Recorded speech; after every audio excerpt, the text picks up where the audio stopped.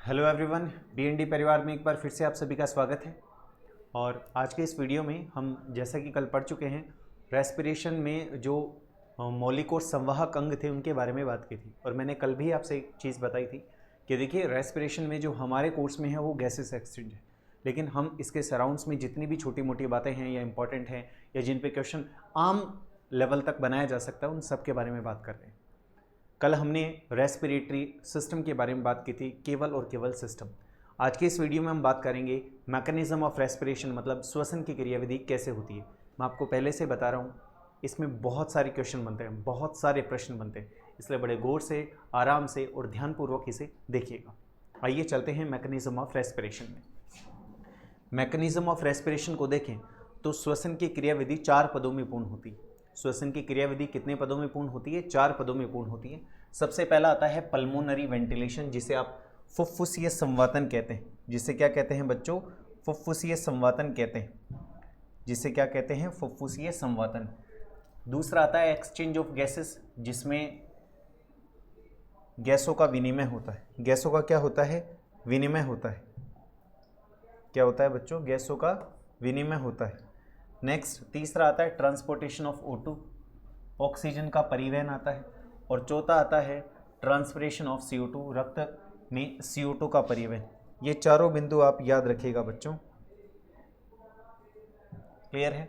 इन 4 बिंदुओं पर ही हम आज के इस वीडियो में बात करेंगे। सबसे पहले हम बात करेंगे फुफ्फुसीय संवातन की या पल्मोनरी वेंटिलेशन की। पल्मोनरी वेंटिलेशन या फुफ्फुसीय संवातन क्या होता है? फुफ्फुसीय संवातन, मैंने आपको कल भी एक चार्ट बताया था, आपको अच्छे से याद होगा, जिसमें मैंने कहा था बाह्य श्वसन है। ये क्या है? बाह्य श्वसन, जिसमें हम O2 को अंदर लेते हैं और फेफड़ों में उपस्थित CO2 को बाहर निकालते हैं। दैट इज पल्मोनरी वेंटिलेशन या फुफ्फुसीय संवातन। तो देखिए, ये 2 पदों में पूर्ण होती है, इंस्पायरेशन और एक्सपायरेशन। मतलब वायुमंडल में उपस्थित O2 को अंदर लेना इंस्पायरेशन, और फेफड़ों में उपस्थित CO2 को बाहर निकालना एक्सपायरेशन। क्लियर? देखिए, पल्मोनरी वेंटिलेशन को अगर हम देखें तो पल्मोनरी वेंटिलेशन में क्या आता है? बाह्य श्वसन को सांस लेना या संवातन या ब्रीदिंग कहते हैं। क्या कहते हैं? ब्रीदिंग। ब्रीदिंग। इसमें O2 को शरीर में प्रवेश होता है तथा CO2 को बाहर निकाला जाता है। शरीर में मतलब अंदर, हम फेफड़ों में लेते हैं। यह एक भौतिक प्रक्रिया है जो 2 भागों में या 2 पदों में होती है, इंस्पायरेशन और दूसरी है एक्सपायरेशन। इंस्पायरेशन को हिंदी में कहते हैं निश्वसन और एक्सपायरेशन को कहते हैं उच्छ श्वसन। क्या कहते हैं बच्चों? उच्छ श्वसन। ये कल भी बता चुका हूं। इसका मतलब होता है O2 अंदर लेना, O2 अंदर लेना, और उच्च श्वसन का मतलब होता है CO2 बाहर निकालना। ये मैंने आपको बता दिया कहां तक का पद है, ये सबसे इंपॉर्टेंट है। आप फिलहाल ये समझ लेंगे कि CO2 को बाहर निकालना उच्च श्वसन कहलाता है, लेकिन आपसे पूछ लिया जाए कहां से CO2, तो आप याद रखिएगा फेफड़ों में उपस्थित CO2 को बाहर निकालना क्या कहलाएगा? उच्च श्वसन। क्योंकि ऊतकों से लेकर फेफड़ों तक आएगी वो तो ट्रांसपोर्टेशन ऑफ CO2 है। वो क्या है?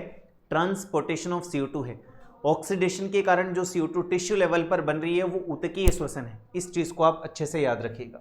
कल भी मैंने ये बताया था आपको।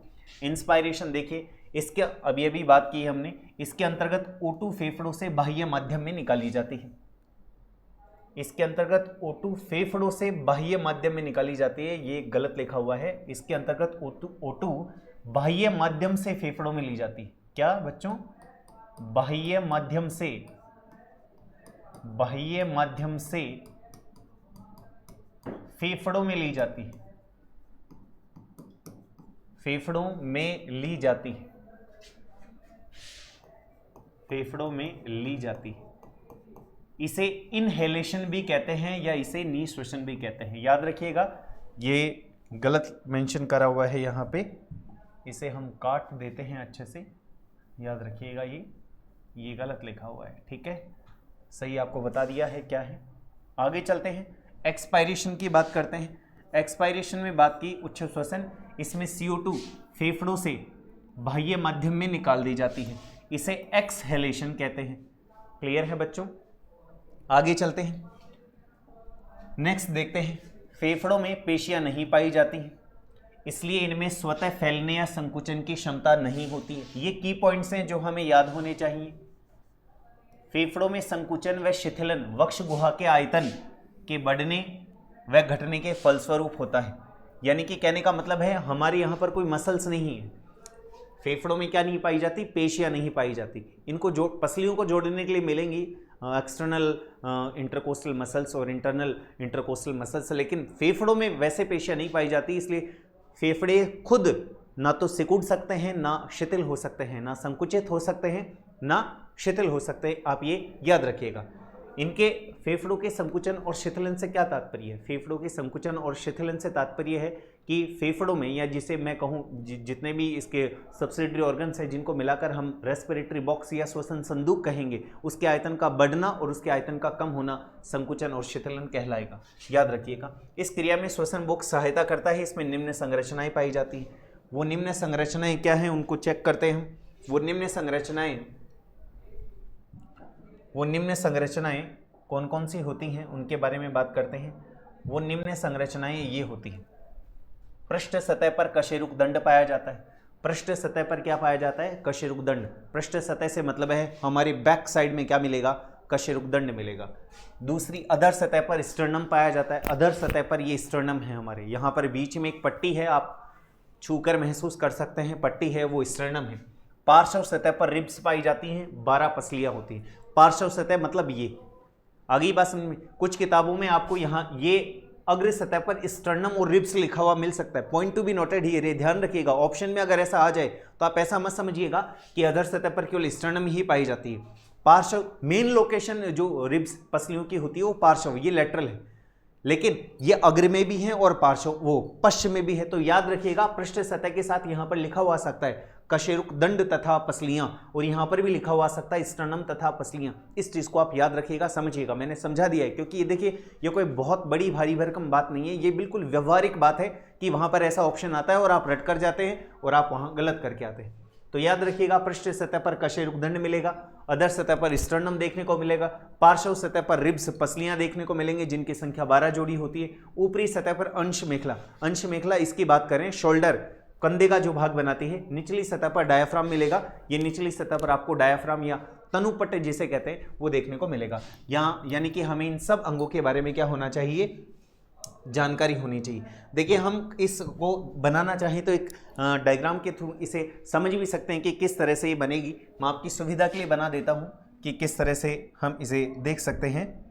देखिए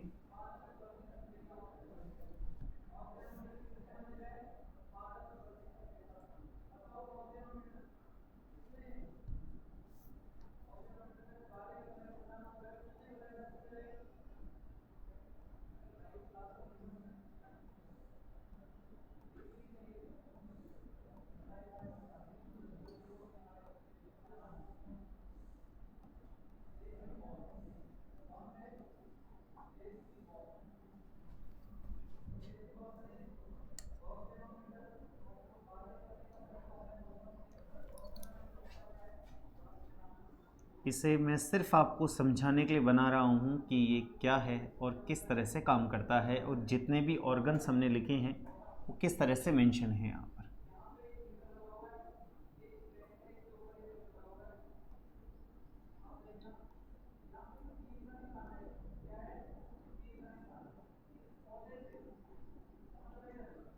ये हमने जो बनाई है ये कशेरुक दंड है, यानी कि वर्टिब्री है। ये याद रखिएगा बच्चों, ये क्या है? वर्टिब्री।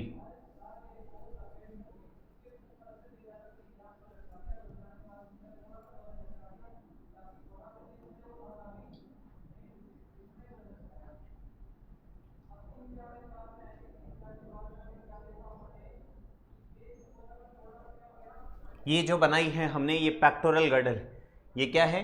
पेक्टोरल गर्डल है। अब इस पेक्टोरल गर्डल से किस प्रकार से आगे जुड़ते हैं इसको भी देख लेते हैं।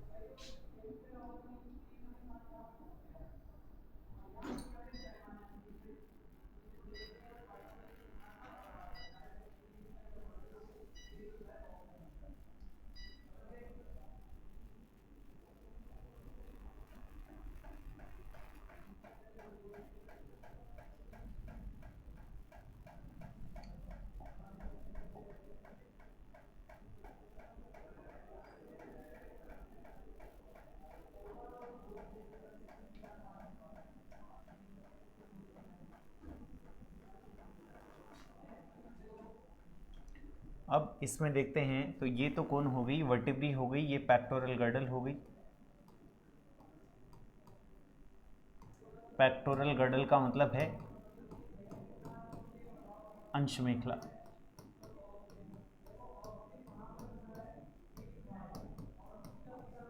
याद रखिएगा। अब इसमें हम दो चीज़ें और मेंशन करना चाहते हैं, वो है एक तो पसलियां और एक मेंशन करना चाहते हैं स्टर्नम। स्टर्नम कहाँ पर है देखिए,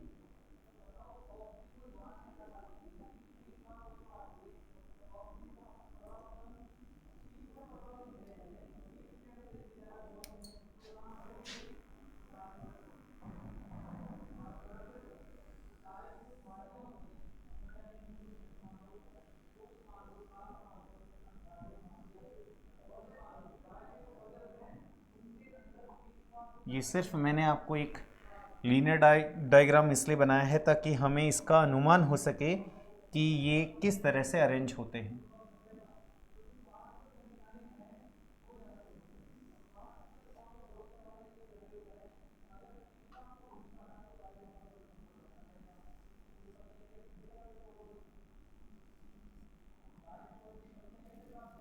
ये देखिए, ये कौन है, रिब्स है। ये कौन है, रिब्स, पसलियां। ये कौन है, ये स्टर्नम है। ठीक है। अब इसमें हम आउटर और इंटरकोस्टल मसल्स को भी ऐड करते हैं। देखिए, ये रिब्स बाहर से जुड़ी रहती हैं, याद रखिएगा। पसलियां जब बाहर से जुड़ी रहती हैं उन्हें तो कहते हैं एक्सटर्नल इंटरकोस्टल मसल्स। पसलियां या पसलियों को जो पेशियां बाहर से जोड़ती हैं उनको तो क्या कहते हैं, ECIM, एक्सटर्नल इंटरकोस्टल मसल, बाह्य अंतरापरशुक पेशियां। और यही मैं कहूं कि इन्हीं पेशियों को, या मैं कहूं इन्हीं पसलियों को जो पेशियां आंतरिक रूप से जोड़ती हैं, किस रूप से जोड़ती हैं बच्चों, आंतरिक रूप से जोड़ती हैं, उनको क्या कहेंगे, अंतरापरशुक पसलियां, यानी कि इंटरकोस्टल मसल या इंटरनल इंटरकोस्टल मसल्स कहेंगे। ये कौन है, ये डायाफ्राम है। ये कौन है बच्चों, डायाफ्राम है।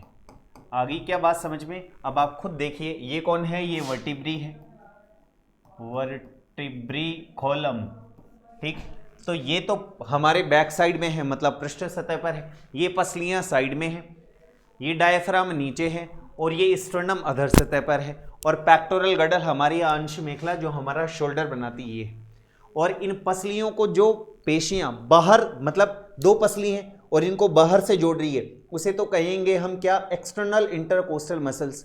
और वो पेशी जो दो पसलियों को अंदर से जोड़ती है उसे कहेंगे हम इंटरनल इंटरकोस्टल मसल। ये चीज आप याद रखना। इस तरह से ये क्या है, एक रेस्पिरेटरी बॉक्स, श्वसन संदूक बनता है। इसमें कोई वैसे पेशियां नहीं देखने को मिलती। मेन में अगर बात करें तो हम, तो इसका संकुचन या इसका शिथिलन से तात्पर्य है कि इसका आयतन का बढ़ना और इसका आयतन का घटना संकुचन और शिथिलन कहलाएगा। तो ये चीज आप याद रखिएगा। अगर आपको फिर भी डिटेल से और अच्छे से देखना हो तो देखिए, ये पसलियां आपको दिखाई दे रही हैं, तो ये पसलियों को ये बाहर, देखिए ये बाहर से जोड़ रही हैं ये पेशियां, तो इनको तो हम बोलते हैं एक्सटर्नल इंटरकोस्टल मसल्स। और अगर दो को चेक करें तो देखिए, एक पसली ये है, एक पसली ये है, और अंदर से जो जोड़ रही है उसे बोलते हैं इंटरनल इंटरकोस्टल मसल। उसे क्या कहेंगे, इंटरनल इंटरकोस्टल मसल। तो आप इस तरह से समझ सकते हैं, देख सकते हैं कि एक्सटर्नल इंटरकोस्टल मसल और इंटरनल इंटरकोस्टल मसल का मतलब क्या होता है। वे पेशियां जो पसलियों को बाहर से जोड़ती हैं एक्सटर्नल, और वे पेशियां जो अंदर से जोड़ती हैं इंटरनल इंटरकोस्टल मसल कहलाती हैं। आगे चलते हैं, आगे देखते हैं। हम हमारे नियत स्थान पर आते हैं। हम कहाँ पर थे, आप देखना चाहें तो इनके बारे में और भी बात कर सकते हैं, क्या होती हैं ये देखिए, आपकी सुविधा के लिए है। ऊपरी पसली के पृष्ठभाग यानी कि डोर्सल को निचली पसली के अधर वेंट्रल्स भाग से जोड़ती है कौन, ECIM, जिसे हम एक्सटर्नल इंटरकोस्टल मसल कह रहे हैं। जबकि इसको देखें तो ऊपरी पसली के अधर यानी कि वेंट्रल को भाग को निचली पसली के पृष्ठभाग यानी डोर्सल को, इसमें डोर्सल से वेंट्रल हो रहा है और उसमें वेंट्रल से डोर्सल हो रहा है। ये चीज याद रखिएगा। अंतः श्वसन के दौरान ईसीआईएम में संकुचन होता है, जबकि याद रखिएगा उधर क्या होगा, शिथिलन होगा। बलपूर्वक बहिश्वसन के दौरान संकुचन होने से उरोस्थी अंदर की तरफ और पसलियां नीचे की तरफ खिसकती हैं। याद रखिएगा इसमें आईसीएम में क्या होगा, यहां पर अगर संकुचन हो रहा है तो इधर किसमें शिथिलन होगा, वक्षीय गुहा का आयतन पृष्ठ अधर तल में बढ़ता है और इधर अधर तल में कम होता है। ये याद रखिएगा। मैं क्या कहना चाहता हूं, मैं आपसे ये कहना चाहता हूं कि एक्सटर्नल इंटरकोस्टल मसल्स जो होती हैं, एक्सटर्नल इंटरकोस्टल मसल्स जो होती हैं उनमें संकुचन होगा। एक क्रिया की बात कर रहा हूं, जैसे इंस्पायरेशन को ले लीजिए, O2 अंदर खींचेंगे, उसको देख ली आप, ये देख रहे होंगे इधर संकुचन है इधर संकुचन है, इसका मतलब क्या है बताता हूं मैं, समझिएगा। मैं इसमें कह रहा हूं कि अगर हम अंतः श्वसन का वो अगर हम निःश्वसन करते हैं, इंस्पिरेशन करते हैं, O2 को अंदर लेते हैं, तो मान के चलिएगा कि ईसीआईएम में संकुचन होगा और आईआईसीएम में क्या होगा, शिथिलन। ऐसा ही उल्टा इधर देखने को मिलेगा, ईसीआईएम में शिथिलन होगा, किसमें, उच्च श्वसन में, CO2 को बाहर निकालने में। इसलिए वैसे दोनों के अंदर ये संकुचन लिखा हुआ है इसमें वर्तमान में, लेकिन क्यों लिखा हुआ है ये थोड़ी देर बाद आपको और समझ में आ जाएगा। ठीक है, आगे चलते हैं। हमारी ये बात हम कर रहे थे, इसके बाद में हमने कहा था कि ये सेटअप होता है इसका, रेस्पिरेटरी बॉक्स की बात कर ली थी। डायफ्राम को देखते हैं। डायफ्राम एक मोटा अत्यधिक पेशीय पर्दा होता है जो वक्ष गुहा को उदर गुहा से अलग करता है। इसमें अरीय पेशियां पाई जाती हैं जिनके संकुचन से या चपटा और शिथिलन से गुंबद आकार, चपटा इस तरह से, गुंबद आकार का इस तरह से। यह श्वसन के साथ मलमूत्र त्यागने, प्रसव में सहायता करता है। और जब मैंने आपको जूलॉजी में मैमेलिया पढ़ाया है तब भी मैंने इसके बारे में बताया है, किसके बारे में, डायफ्राम के बारे में। और मैंने कहा है विशिष्ट लक्षण होता है, वक्ष में उपस्थित वक्ष गुहा में 12 जोड़ी पसलियां पाई जाती हैं, बिल्कुल जानते हैं हम, ऐसा पढ़ भी चुके हैं, जिनके मध्य इंटरकोस्टल मसल पेशियां पाई जाती हैं। जो पेशियां पसलियों को बाह्य भाग को बाहर से जोड़ती हैं उन्हें बाह्य या मैं कहूँ एक्सटर्नल इंटरकोस्टल मसल्स कहते हैं। आंतरिक भाग को जोड़ने वाली पसलियों को इंटरनल इंटरकोस्टल मसल्स कहा जाता है। ये सारी बातें हम बता चुके हैं, आपकी सुविधा के लिए लिख रखा है, ये मैंने बता दिया। इसमें आयतन बढ़ेगा, इसमें आयतन कम हो जाएगा। ये डोर्सल से वेंट्रल साइड को जोड़ती हैं और वो वेंट्रल से डोर्सल साइड को जोड़ती हैं। इनमें भी संकुचन होता है, उनमें भी संकुचन होता है, लेकिन ऐसा नहीं है कि संकुचन ही होगा।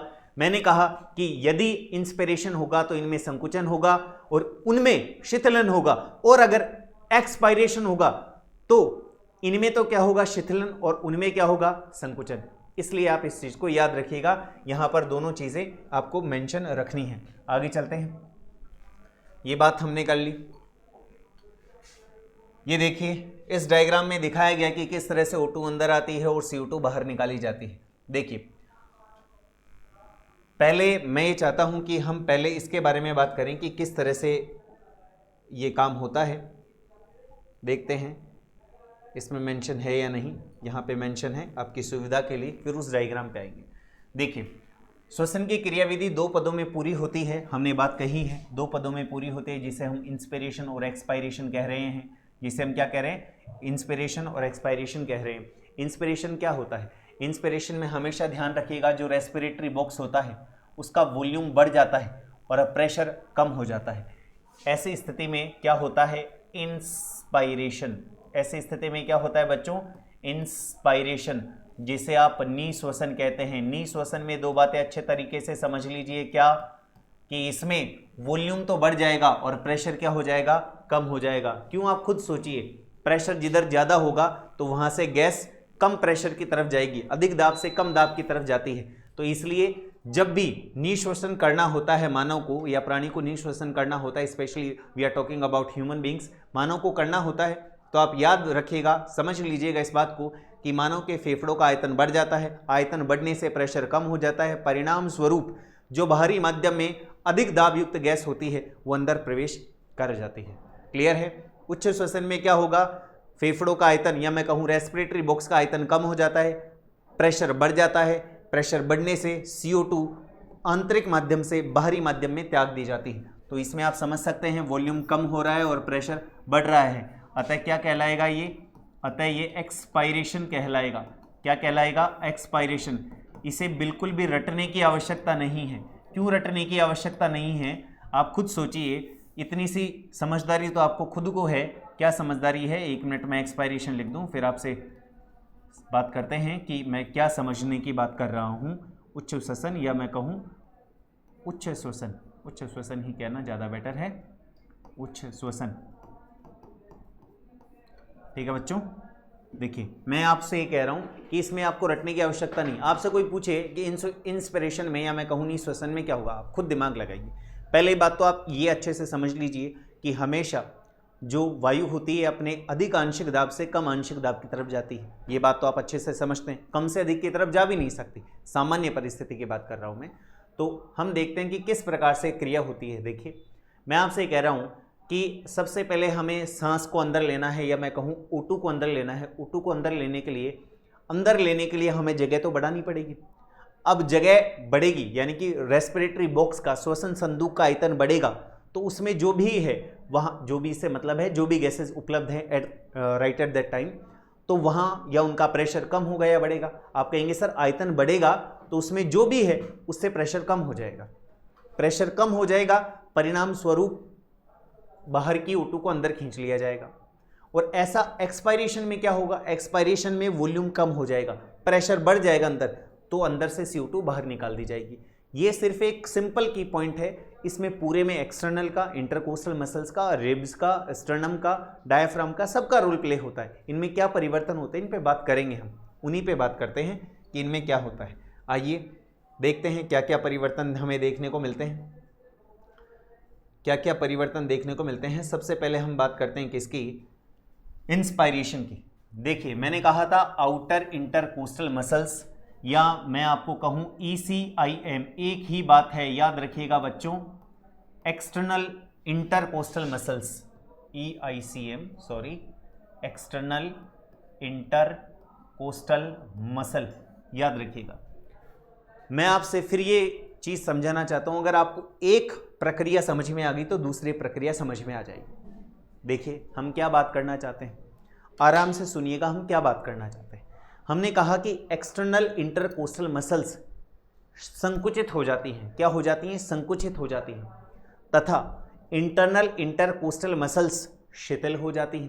क्या हो जाती हैं, शिथिल हो जाती हैं। स्टर्नम जो है, स्टर्नम अपसाइड अंदर लिया ना मैंने, हालांकि ये बलपूर्वक हो रहा है लेकिन मैं आपको समझाने के लिए बता रहा हूं। तो स्टर्नम मेरा ऊपर उठा, अपसाइड की तरफ हो जाता है। डायफ्राम जो है, आप खुद सोचिए, ये कोई एक बॉक्स है, अगर इस बॉक्स में इस तरह से मैं डायफ्राम को सेट करूं या इस तरह से सेट करूं, तो आप कहेंगे सर फ्लैट होगा तो आयतन बढ़ेगा। तो ये भी चीज आपको समझ में आ गई।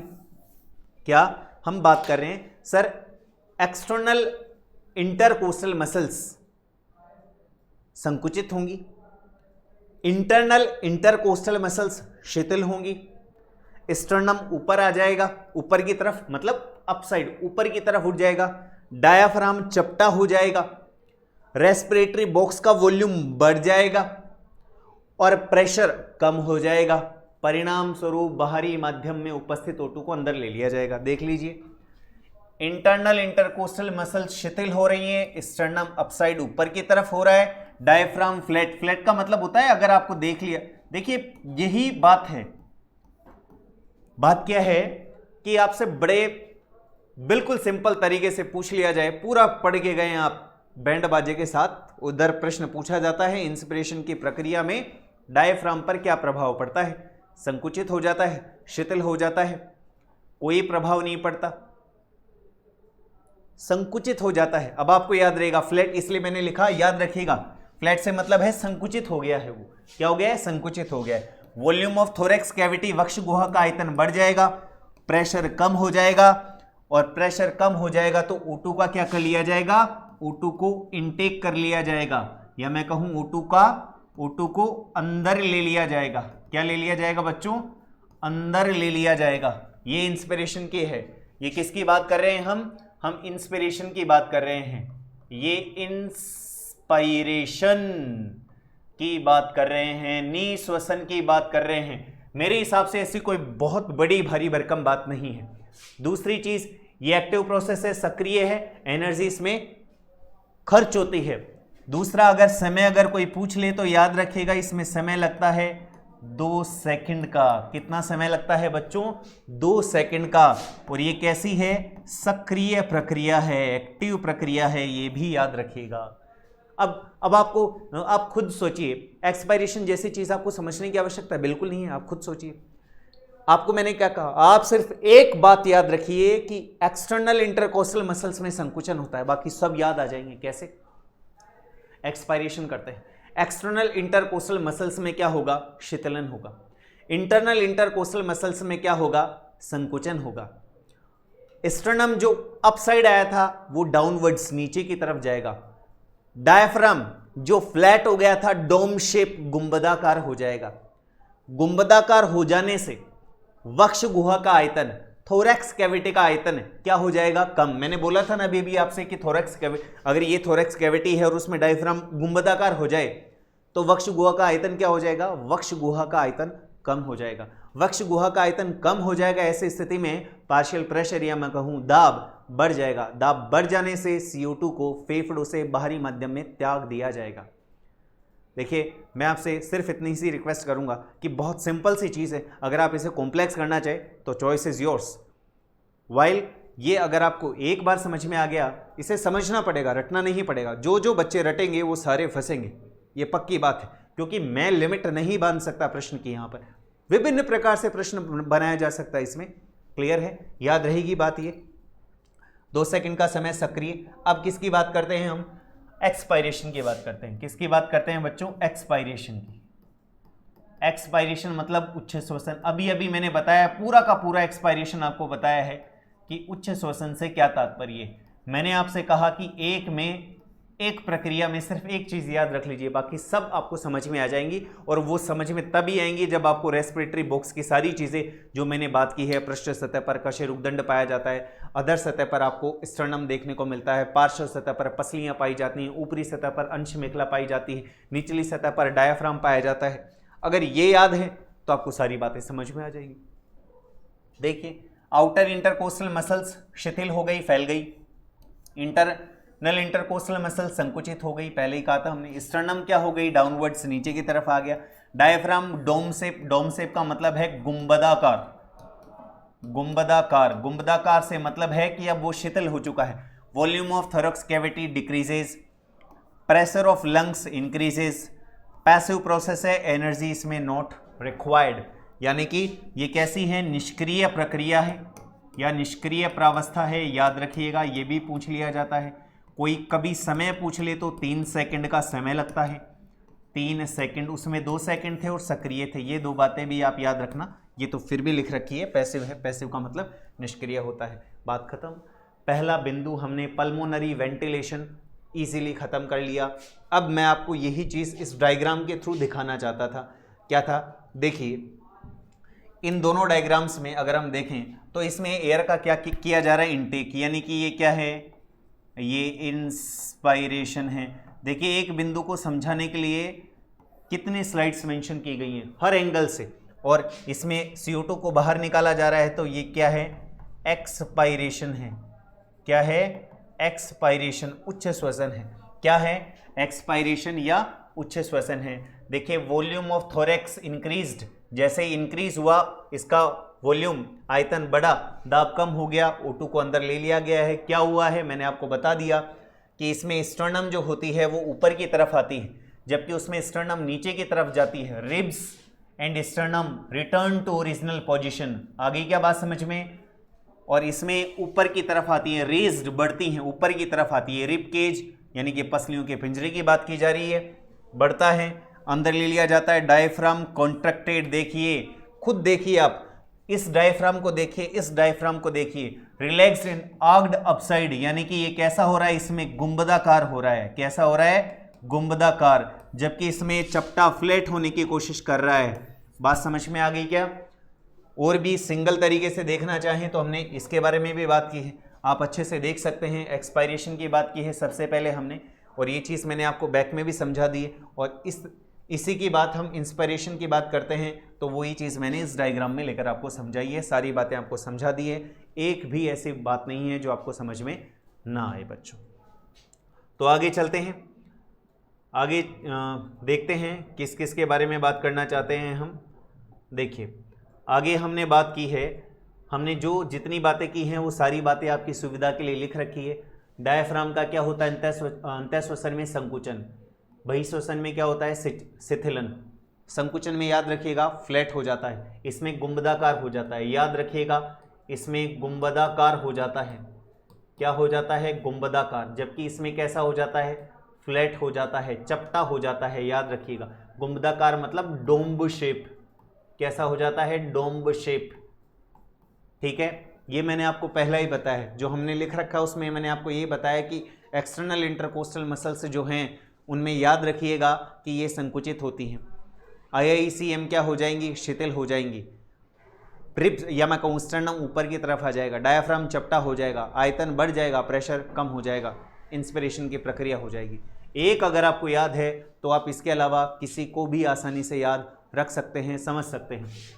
ECIM हो गया संकुचन शिथिलन, पसलियों की गति बाहर की तरफ होगी, अंदर की तरफ होगी बहिःश्वसन में।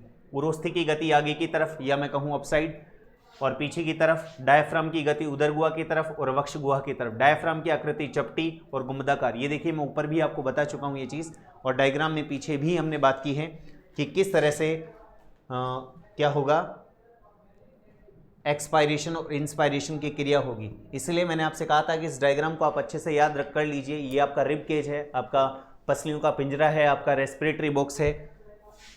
आगे चलते हैं। दूसरा बिंदु हम देखते हैं गैसों का विनिमय। किसको ही बात करेंगे? गैसों का विनिमय की बात करेंगे। पहला बिंदु हमारा क्या था? Pulmonary ventilation. हम किसके बारे में बात कर रहे हैं? हम मैकेनिज्म ऑफ रेस्पिरेशन या मैं कहूँ श्वसन की क्रियाविधि के बारे में बात करना चाहते हैं। दूसरा बिंदु आता है गैसों का विनिमय। गैसों के विनिमय में मैंने आपसे दो बातें कही थी। गैसों के विनिमय में O2 का ट्रांसपोर्टेशन और CO2 के ट्रांसपोर्टेशन की बात करेंगे।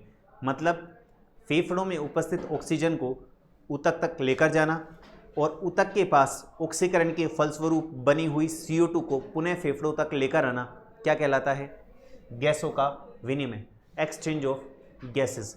एक्सचेंज ऑफ गैसेस किस तरह से होता है वो भी देखेंगे। सबसे पहले इसकी प्रक्रिया देखते हैं। देखिए, कूपिका और रक्त के मध्य होता है, ये रक्त एवं ऊतक के मध्य होता है। ये चीज़ हमें याद होनी चाहिए।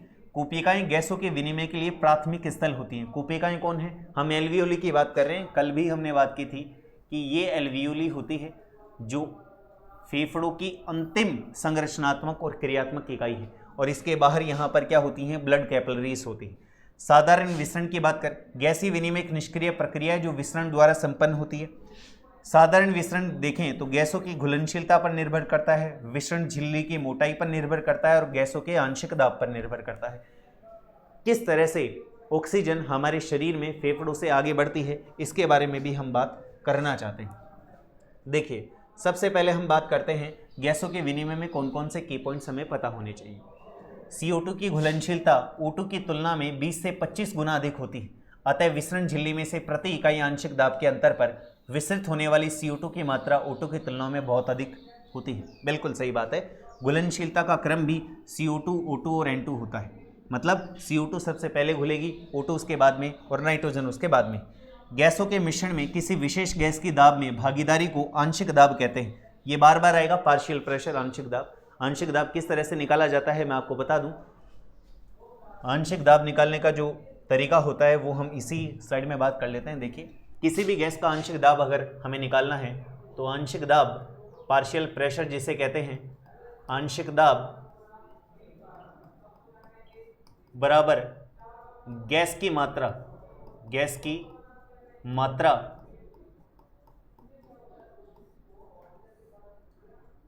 मात्रा बटे 100 गुणा 760 mmHg। याद रखिएगा, आप इससे किसी भी गैस का क्या निकाल सकते हैं? पार्शियल प्रेशर या आंशिक दाब निकाल सकते हैं। फॉर एग्जांपल हमें PP ऑफ O2 निकालना है, पार्शियल प्रेशर ऑफ O2 निकालना है, तो O2 की मात्रा लगभग 21 है। इस तरह से हमारे पास ऑक्सीजन का क्या आ जाएगा? पार्शियल प्रेशर आ जाएगा, जो लगभग आप सोल्व करना चाहें तो सोल्व कर सकते हैं। हम सोल्व कर लेते हैं इसको एक बार। देखिए, सोल्व कर सकते हैं हम क्या? 21 × 760 मैंने कहा था ये कि लगभग 159.6 mmHg आएगा। तो इस तरह से आप O2 का निकाल सकते हैं, CO2 का निकाल सकते हैं, नाइट्रोजन का निकाल सकते हैं। क्लियर है? गैसों के मिश्रण में आंशिक दाब की बात कर ली और उसे ऑक्सीजन तथा कार्बन डाइऑक्साइड के लिए क्रमशः PO2 तथा PCO2 द्वारा दर्शाते हैं। P का मतलब प्रेशर, O2 का मतलब O2। ठीक है, आगे बात करते हैं। आगे हम ये जानना चाहते हैं कि हमारी बॉडी में फेफड़ों से ऑक्सीजन किस तरह से आगे बढ़ती है। वो इस तरह से आगे बढ़ती है, मैं आपको बता दूं कि सबसे पहले फेफड़ों में जो ऑक्सीजन होती है उसका पार्शियल प्रेशर शरीर के विभिन्न अंगों या मैं कहूँ स्थानों पर उपस्थित ब्लड में उपस्थित ऑक्सीजन की तुलना में अधिक होता है। परिणाम स्वरूप ऑक्सीजन आसानी से ऊतक तक पहुँच जाती है। चूंकि ऊतक के पास पहले से जो ऑक्सीजन जाती है वो ऑक्सीजन वहाँ पर उपस्थित कार्बनिक पदार्थों के ऑक्सीकरण में काम आ चुकी होती है, अतः वहाँ पर CO2 पहले से उपस्थित होता है और CO2 की मात्रा या मैं कहूँ पार्शियल प्रेशर अधिक होता है, अतः CO2 वहाँ से ब्लड के साथ दोबारा कैरी होती है और फेफड़ों तक लाई जाती है। देखिए ये इंस्पायर्ड एयर है जिसमें हम PO2 की बात करें यानी कि आंशिक दाब की बात करें ऑक्सीजन की तो वो 104 mmHg आ रहा है और PCO2 आ रहा है 40 mmHg। तो देखिए ऑक्सीजन का ज़्यादा है इसलिए ऑक्सीजन आसानी से कहाँ पर आ जाती है, ब्लड कैपिलरीज में आ जाती है। ब्लड कैपिलरी से पल्मोनरी वेन में आती है, फुफ्फुसीय सिरा में आती है। ये साइट एल्वियोली प्राइमरी पहली साइट होती है। एल्वियोली से मेरा तात्पर्य, मैं आपको एल्वियोली वाला सीन भी दिखा दूं। एल्वियोली वाला सीन कुछ इस तरह से होता है। ये फेफड़ों की सबसे अंतिम संरचनात्मक और क्रियात्मक इकाई है जिसे एल्वियोली या वायु कूपिका कहते हैं। एल्वियोली, इसमें हम बाहर से जो ऑक्सीजन लेते हैं वो यहाँ पर होती है और हमने देखा अभी अभी कि एल्वियोली तक आते आते ऑक्सीजन का जो पार्शियल प्रेशर हो जाता है वो लगभग 104 mmHg हो जाता है। चूंकि आगे जो ब्लड है उसमें ऑक्सीजन का पार्शियल प्रेशर कम है इसलिए ऑक्सीजन को आसानी से कहाँ पर कैरी करवा दिया जाता है, ब्लड में कैरी करवा दिया जाता है और ऑक्सीजन इसी तरह से आगे बढ़ती चली जाती है। देखिएगा आगे जितने भी हम स्थान देखेंगे वहाँ पर पार्शियल प्रेशर ऑफ O2 कम मिलेगा। देखिए यहाँ पर O2 आता है किसमें, पल्मोनरी वेन में। अब ब्लड ऑक्सीजनेटेड हो गया, इसमें O2 का कितना हो गया 95 mmHg और PCO2 का कितना है 40 mmHg। तो ब्लड कहाँ पर आता है, हार्ट के थ्रू आता है और आगे टिश्यू के तरफ जाता है और यहाँ पर ये बॉडी यूसेस है, मतलब ये टिश्यूज़ है बिटवीन टिश्यू एंड ब्लड और यहाँ पर ऑक्सीजन आ जाती है। ऑक्सीजन यहाँ पर आने के बाद में, चूँकि मैंने कल बताया था आपको कि डाइजेशन की प्रक्रिया में हम भोजन जितना लेते हैं उसका डाइजेशन हो जाता है और डाइजेशन किस फॉर्मेट में होता है मैंने बताया था। जैसे कार्बोहाइड्रेट का ग्लूकोज में होता है, फैट का किस में होता है, फैटी एसिड्स प्लस ग्लिसरॉल में होता है और जो प्रोटीन होते हैं उनका अमाइनो एसिड्स में होता है। यहाँ पर जब वो आ जाते हैं असिमिलेशन स्वांगीकरण प्रक्रिया के द्वारा ये जीवद्रव्य का भाग बन जाते हैं। यहाँ पर इनका ऑक्सीकरण होता है, ऑक्सीकरण से H2O, CO2, ATP बनता है, सब में यही बनता है, सिर्फ प्रोटीन में नाइट्रोजन अधिक बनता है। ये बात हमने कल की थी और उसका भी निपटारा हमने किया था कि वो यूरिन फॉर्मेशन में काम में आता है। और यहाँ पर जब ऑक्सीडेशन होता है तो CO2 बनती है, CO2 दोबारा यहाँ से रवाना होती है। CO2 क्यों रवाना होती है, देखिए CO2 को यहाँ पर देखिए, यहाँ 45 mmHg हो गया है। किसका, CO2 का आंशिक दाब जो है वो 45 mmHg है, इसलिए यहाँ से और यहाँ पर देखें 45 mmHg है तो CO2 ब्लड के द्वारा कैरी की जाती है। इधर जो देख रहे हैं आप वो ऑक्सीजनेटेड ब्लड है और इधर जो आप देख रहे हैं वो डीऑक्सीजनेटेड ब्लड है। आ गई बात समझ में। और ये वापस लंग्स के पास आती है और यहाँ पर CO2 का पार्शियल प्रेशर 40 है और यहाँ पर CO2 का पार्शियल प्रेशर 45 है। हमने बार बार बोला है गैसों का जो विनिमय होता है हमेशा अधिक आंशिक दाब से कम आंशिक दाब की तरफ होता है, इसलिए CO2 का आंशिक दाब किधर, पल्मोनरी आर्टरी में या फुफ्फुसीय महाधमनी में अधिक है, इसलिए CO2 इजीली किधर त्याग दी जाएगी, फेफड़ों में त्याग दी जाएगी या मैं कहूँ एल्वियोली के पास आ जाएगी और एल्वियोली से फेफड़ों के पास आ जाने से इसे एक्सपायरेशन की प्रक्रिया द्वारा हम बाहरी माध्यम में त्याग देंगे। इस प्रकार से गैसों का विनिमय या एक्सचेंज ऑफ गैसेस हमारी बॉडी में संपन्न होता है। हमने दो पदों की बात की है जिसमें पहला पद हमने कहा एक्सटर्नल रेस्पिरेशन या बाह्य श्वसन और दूसरी बात की इंटरनल रेस्पिरेशन या आंतरिक श्वसन। एक्सटर्नल रेस्पिरेशन जो है उसमें केवल हमने इंस्पिरेशन और एक्सपिरेशन के बारे में बात की है, मतलब हमने O2 को बाहरी माध्यम से फेफड़ों तक लेकर गए हैं और फेफड़ों में जो CO2 होती है उसे बाहरी माध्यम में त्यागा है। ये किस में शामिल किया है हमने, ये शामिल किया हमने एक्सटर्नल रेस्पिरेशन में या मैं कहूँ बाह्य श्वसन में, ऐसा मैंने कल की वीडियो में चार्ट में आपको बताया भी था। दूसरी बात करते हैं हम इंटरनल रेस्पिरेशन या मैं कहूँ आंतरिक श्वसन के बारे में। आंतरिक श्वसन में कौन सी प्रक्रिया शामिल की जाती है? आंतरिक श्वसन में शामिल किया जाता है फेफड़ों के पास जो ऑक्सीजन उपस्थित होती है उसे ऊतक तक लेकर जाना, और ऊतक के पास जो CO2 है उसे वापस फेफड़ों तक लेकर आना। ये किस में शामिल किया जाता है? ये आंतरिक श्वसन में शामिल किया जाता है। आगे चलते हैं, आगे देखते हैं। मैंने ये बात आपको पहले ही बता दी थी कि गैसों का जो विनिमय होता है वो आंशिक दाब पर निर्भर करता है, और आंशिक दाब का रूल कुछ ऐसा है कि कोई भी गैस हो, चाहे वो O2 हो चाहे वो CO2 हो, हमेशा आगे की तरफ बढ़ने का जो क्रम होगा उसका अधिक आंशिक दाब से कम आंशिक दाब की तरफ ही होगा। आंशिक दाब कैसे निकाला जाता है मैंने आपको बताया। किसी भी गैस का आंशिक दाब आपको निकालना हो तो गैस की स्वयं की मात्रा गुणा 760/100 अगर कर देंगे तो आपके पास पार्शियल प्रेशर आ जाएगा। गैस की स्वयं की मात्रा से मेरा तात्पर्य आपने छोटे क्लासेस में अच्छे से पढ़ रखा है। ऑक्सीजन की जो मात्रा होती है वो वायुमंडल में लगभग 21% मानी जाती है। CO2 की जो मात्रा होती है 0.03% मानी जाती है, जबकि नाइट्रोजन की मात्रा 78% मानी जाती है। आप प्रत्येक का पार्शियल प्रेशर निकाल सकते हैं। मैंने फॉर्मूला आपको बता दिया है, हमारे काम का ये नहीं है, लेकिन फिर भी मैंने आपको बता दिया है कि आपके दिमाग में ये क्वेश्चन अराइज हो कि 159 mmHg जैसी यूनिट या mmHg जैसा ये मानदंड कहाँ से है, तो आपको पता होना चाहिए। ये 159 है, 104 है, 40 है, 95 है, 40 है। आप खुद देखिए जैसे जैसे हम आगे की तरफ बढ़ रहे हैं वैसे वैसे कम होता जा रहा है, इसलिए ऑक्सीजन आगे की तरफ बढ़ जाती है।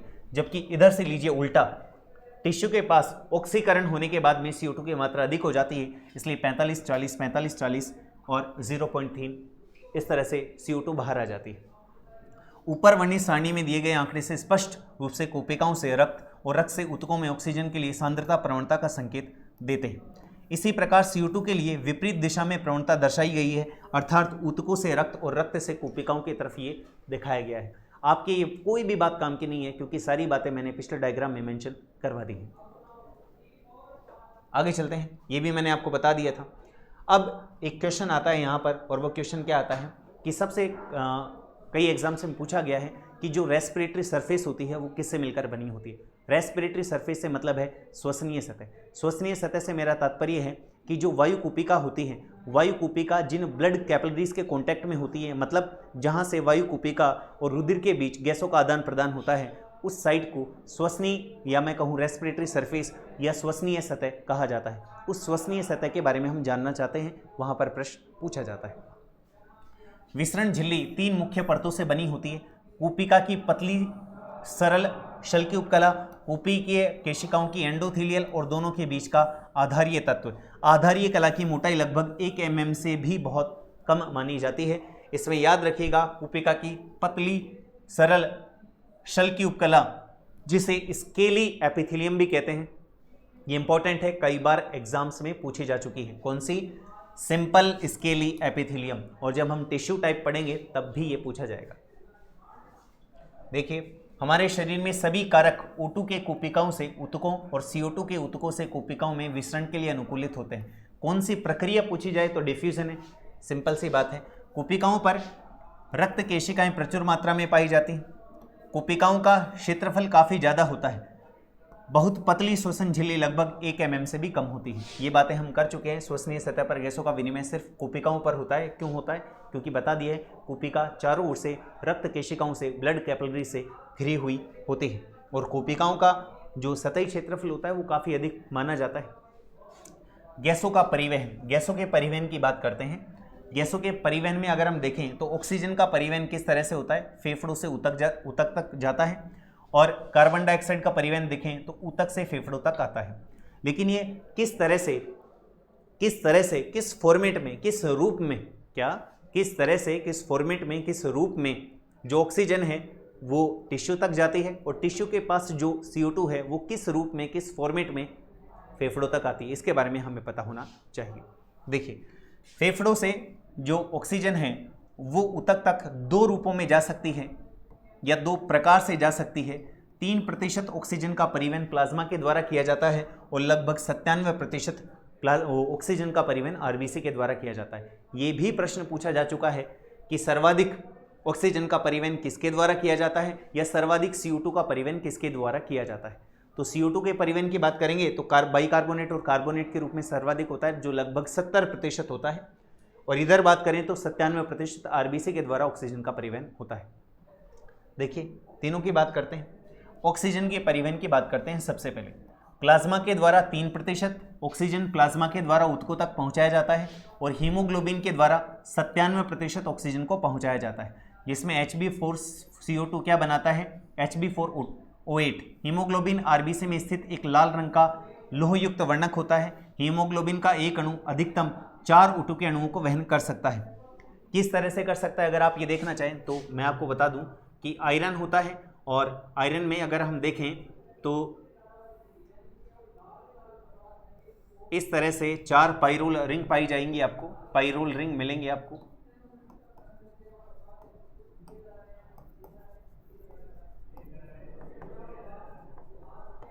और यहां पर आपको ऑक्सीजन बाइंड अप मिलेगी, यानी कि कितने अणु, ऑक्सीजन के 4 अणु इस तरह से बंधित होते हैं, ये आपको पता होना चाहिए। इसलिए हमने कहा कि अधिकतम 4 O2 अणुओं के वहन कर सकता है कौन, हीमोग्लोबिन। हीमोग्लोबिन में हीम वर्णक होता है और ग्लोबिन प्रोटीन होती है, ये भी आपको पता होना चाहिए। हालांकि हम ब्लड पढ़ेंगे तब इसको अच्छे से चेक कर लेंगे।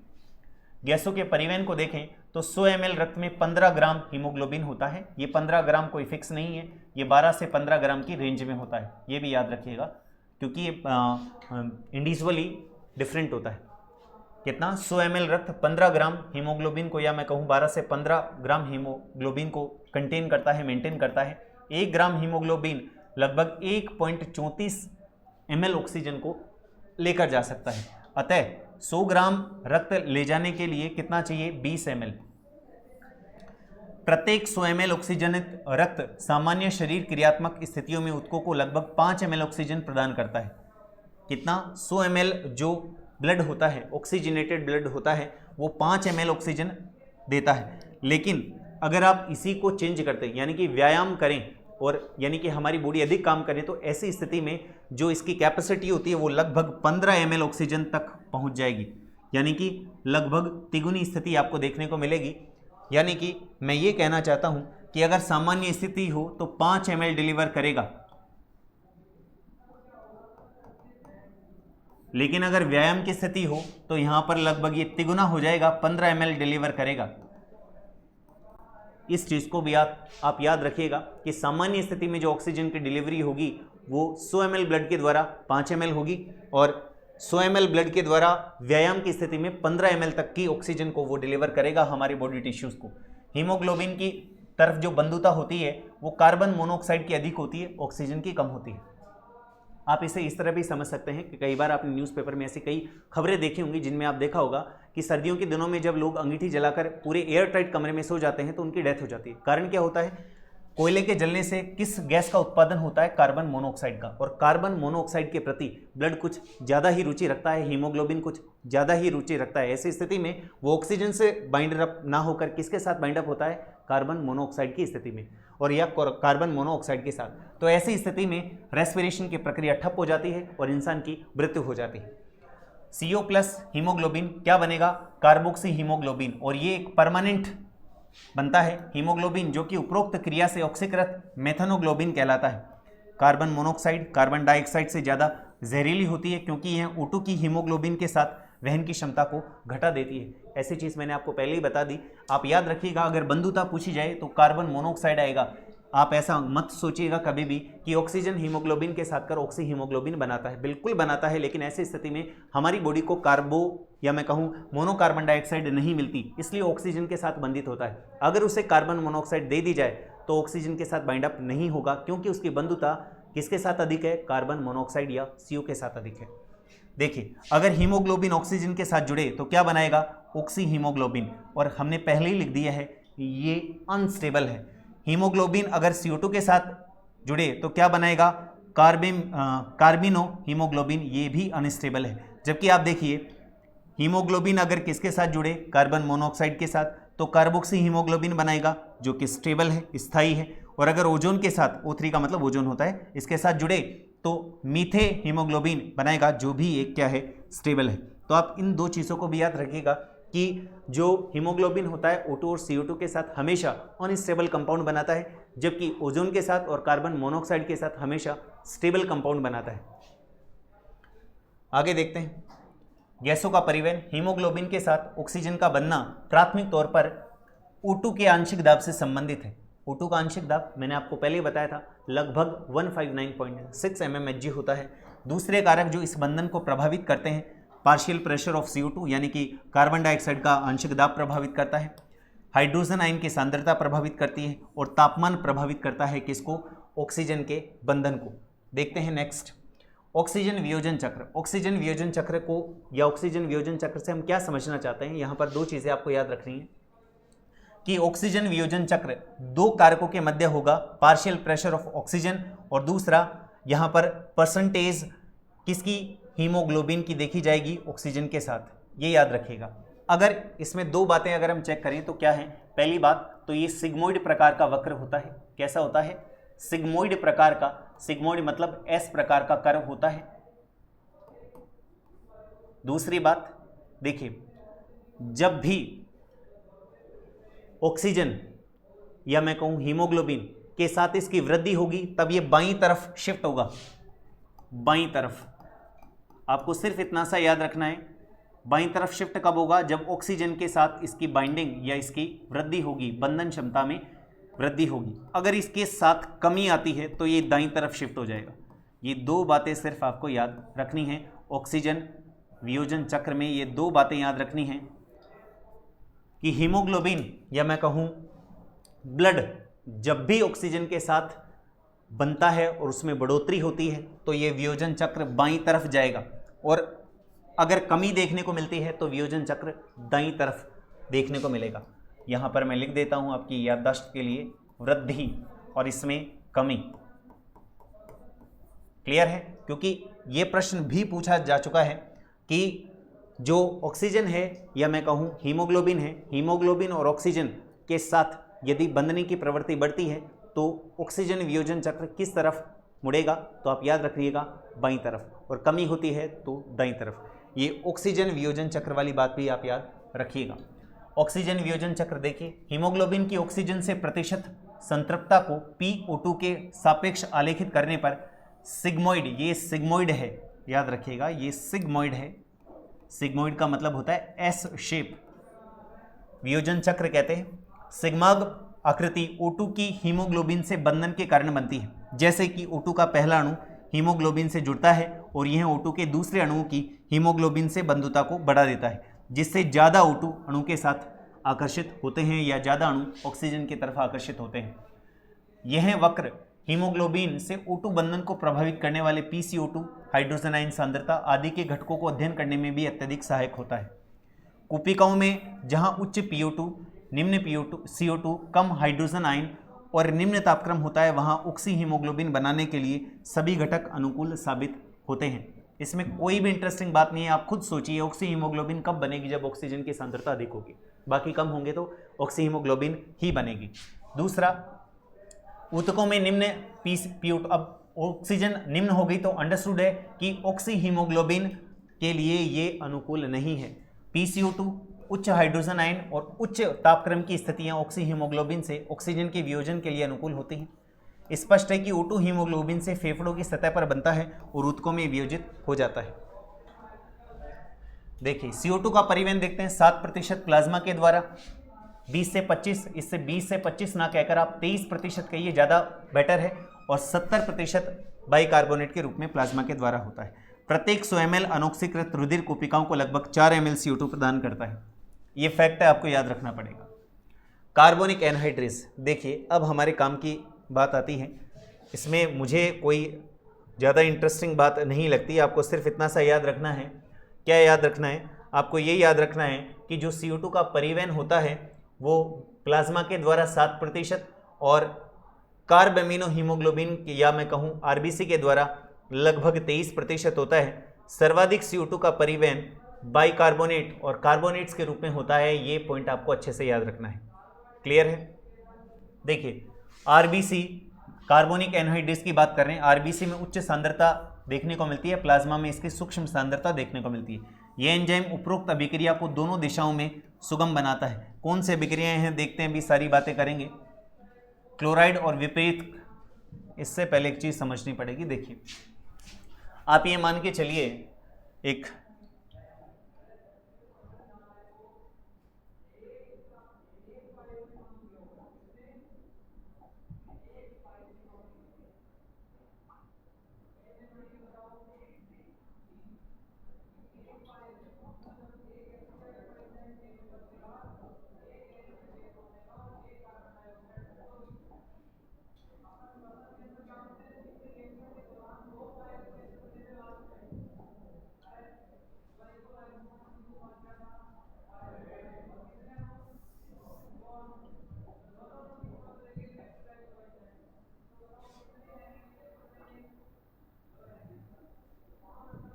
देखिए आप ये मान के चलिए कि आरबीसी, ये क्या है आरबीसी,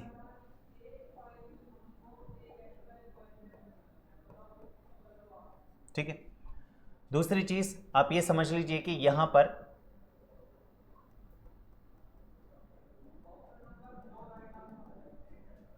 ये प्लाज्मा है,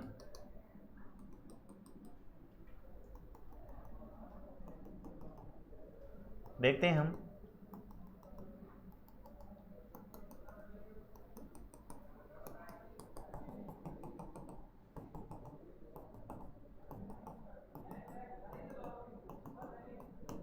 देखिए ये कौन है आरबीसी है और ये कौन है प्लाज्मा,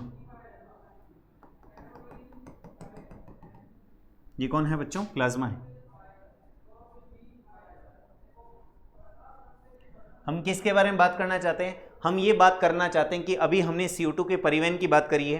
CO2 के परिवहन में हम ये समझना चाहते हैं कि हमने कहा 7%, 23%, जिसमें 7% प्लाज्मा के द्वारा हो रहा है, 23% कार्ब अमीनो हीमोग्लोबिन के द्वारा हो रहा है और 70% किसके द्वारा हो रहा है, बाइकार्बोनेट या कार्बोनेट के द्वारा हो रहा है। इसमें स्पेशली बाइकार्बोनेट होता है। ऑप्शन में आपको कार्बोनेट और बाइकार्बोनेट दोनों देखने को मिलेगा, याद रखिएगा। इसमें क्या होता है कि ये क्या है, एक तरह से मैं यहाँ लिख सकता हूँ कि ये बफर सॉल्यूशन, एक तरह से क्या है बफर सॉल्यूशन है। और हम क्या देखना चाहते हैं, हम CO2 का परिवहन देख रहे हैं, CO2 का परिवहन, CO2 का परिवहन देख रहे हैं तो किसके रूप में देख रहे हैं, बाइकार्बोनेट के रूप में, बाइकार्बोनेट के रूप में। और बाइकार्बोनेट के रूप में जो होता है वो सर्वाधिक होता है और वो होता है 70%। ये पॉइंट भी आप याद रखिएगा, कितना होता है बच्चों 70%। कितना होगा 70%। अच्छे से देख लीजिए इसको, ये हमें याद होना चाहिए, केवल इसकी मात्रा तक हमसे पूछी जा सकती है।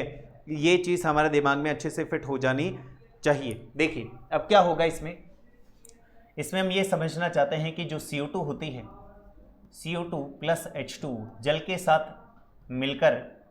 साथ मिलकर क्या बनाएगी, कार्बनिक अम्ल बनाएगी, यानी कि H2CO3 बनाएगी। किसकी उपस्थिति में बनाएगी, ये बनाएगी कार्बोनिक एनहाइड्रेस की उपस्थिति में, या मैं यहां पर शॉर्ट में लिख देता हूं, ये बनाएगी CA एंजाइम की उपस्थिति में। CA क्या है, मैं कहां लिख दूं, यहां लिख देता हूं CA का मतलब है कार्बोनिक एनहाइड्रेज। किसकी बात कर रहे हैं हम, कार्बोनिक एनहाइड्रेज के बारे में बात कर रहे हैं, ठीक है। तो ये आप याद रखिएगा कार्बोनिक एनहाइड्रेज। अब और मैं आपको ये भी बता दूं, ये एंजाइम वो एंजाइम है जो H2CO3 यानी कि कार्बनिक अम्ल के निर्माण की प्रक्रिया को लगभग 5000 गुना बढ़ा देता है। क्लियर है। तो ये H2CO3 या मैं बोलूँ कार्बोनिक एसिड बनता है, इसका वियोजन इस, या मैं कहूँ ये टूटता किस में है, ये टूटता है हाइड्रोजन आयन प्लस HCO3। किस में टूटता है बच्चों, HCO3 में टूटता है। अब देखिए ये किस तरह से रोल प्ले करता है। ये HCO3 आगे किस में टूटेगा, ये टूटेगा हाइड्रोजन प्लस कार्बोनेट में टूट जाएगा। तो ये चीज़ हमें अच्छे से देखनी है कि ये कार्बोनिक अम्ल जो बनता है वो किस तरह से टूटकर आगे बढ़ता रहता है। ये चीज़ आपको अच्छे से समझ में आ जानी चाहिए। अब क्या होगा, भविष्य में ये भी बाहर आ जाएगा, ये भी बाहर आ जाएगा। ये कौन है, ये बाइकार्बोनेट है और ये कार्बोनेट है, ठीक है।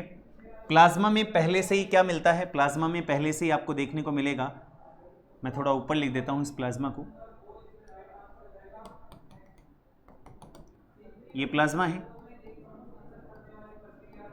प्लाज्मा में आपको NaCl देखने को मिलेगा, प्लाज्मा में आपको KCl देखने को मिलेगा। मतलब प्लाज्मा में आपको होता है ऐसा, आप ब्लड कंपोजिशन में अच्छे से पढ़ भी लेंगे, याद रखिएगा। किसको पढ़ लेंगे, ब्लड कंपोजिशन में पढ़ भी लेंगे। तो ये किस में टूट जाता है, ये sodium ion plus chloride ion, और सेम इसी तरह से पोटेशियम प्लस क्लोराइड आयन, ठीक है।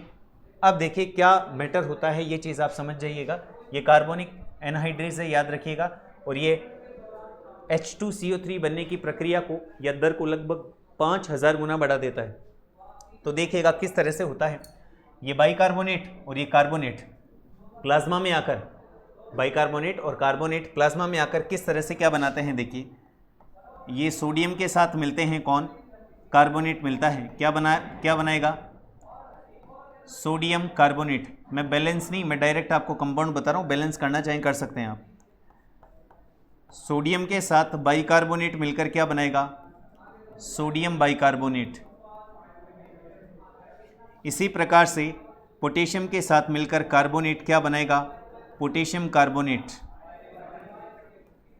इसी प्रकार से पोटेशियम के साथ बाइकार्बोनेट मिलकर क्या बनाएगा, पोटेशियम बाइकार्बोनेट।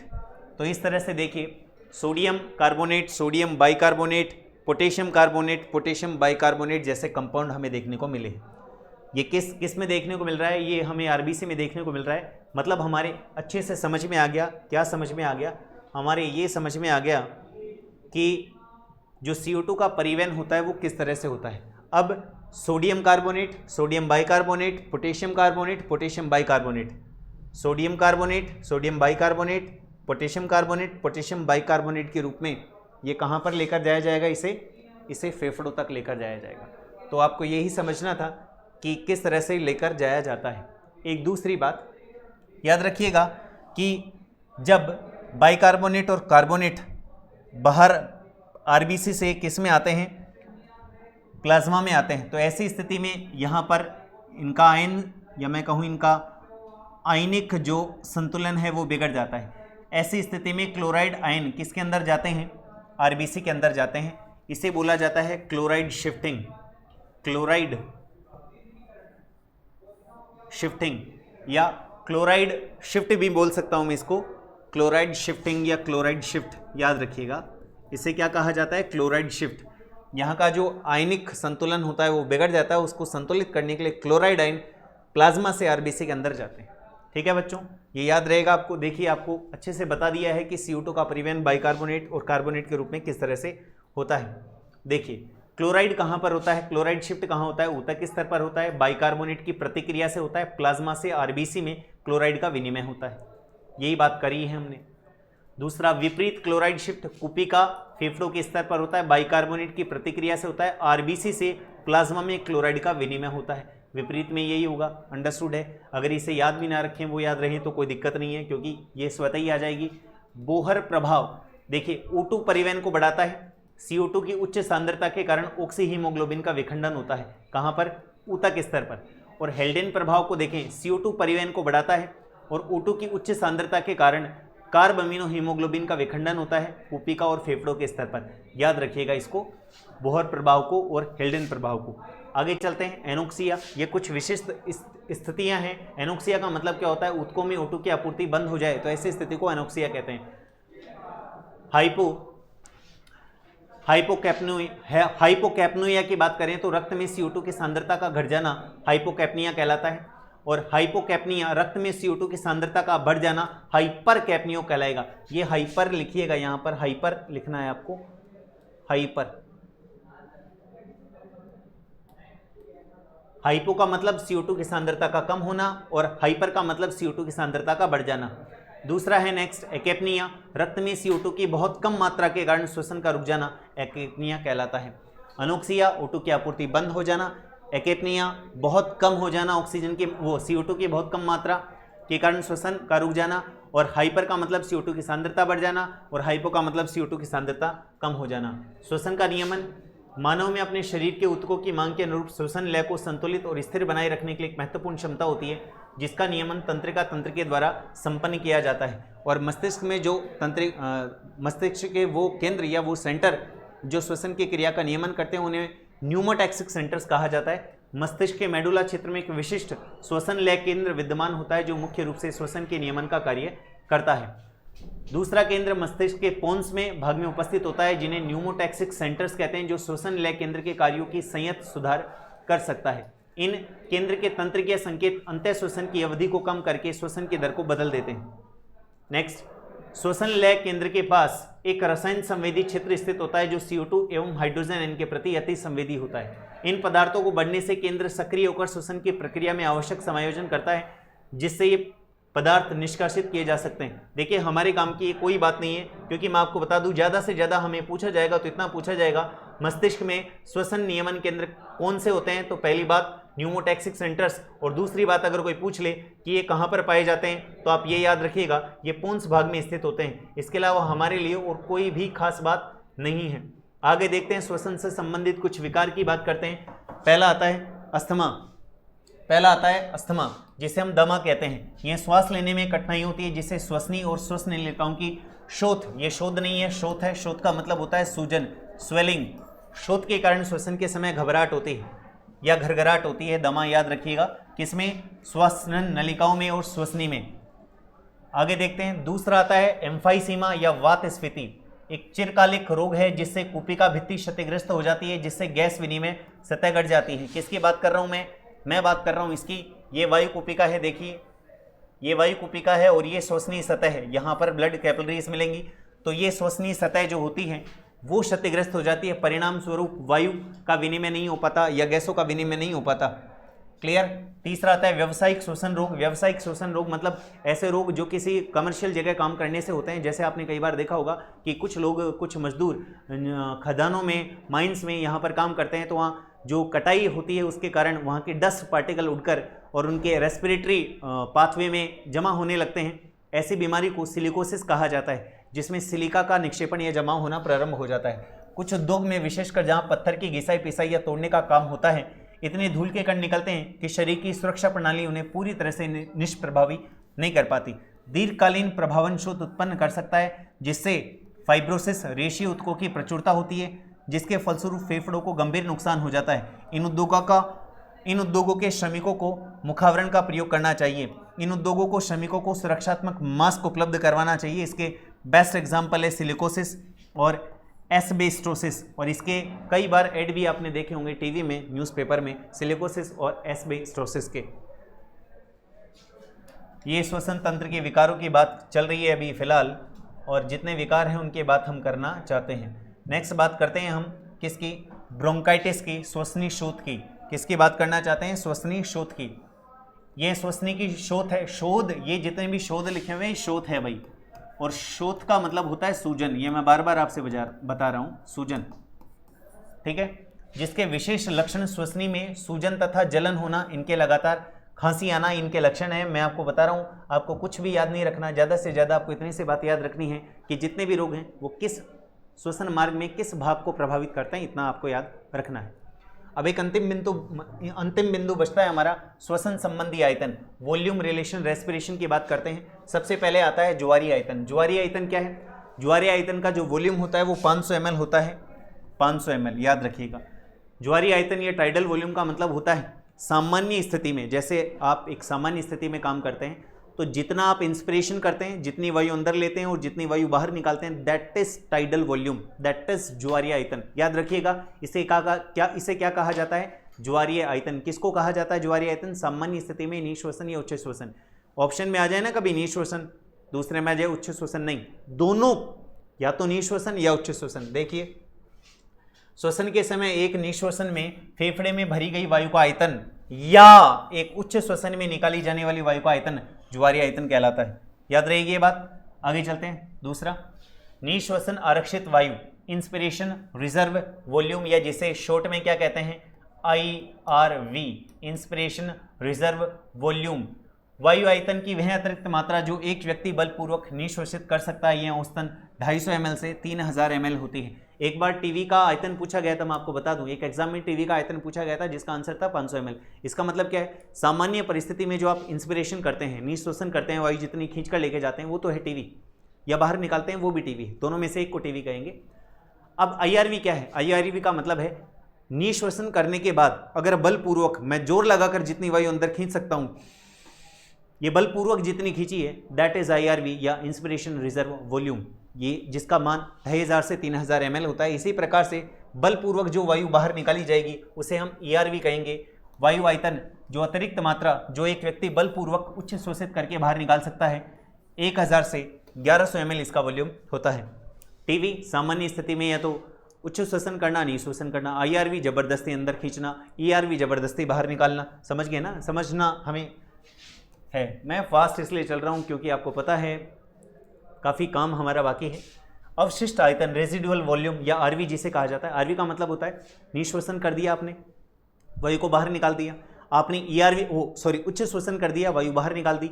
ERV कर दी, यानी कि एक्सपिरेशन रिजर्व वॉल्यूम बाहर निकाल दिया। उसके बाद भी फेफड़ों में कुछ वायु की मात्रा उपस्थित रहती है, उसे कहा जाता है रेजिडुअल वॉल्यूम या अवशिष्ट आयतन। देखिए, वायु का वह आयतन जो बलपूर्वक उच्च श्वसित करने के बाद भी फेफड़ों में शेष रह जाता है, उसे अवशिष्ट आयतन या रेजिडुअल वॉल्यूम कहते हैं। इसका मान 1100 से 1200 ml होता है। अब बात करते हैं लंग कैपेसिटी की, फेफड़ों की क्षमता की।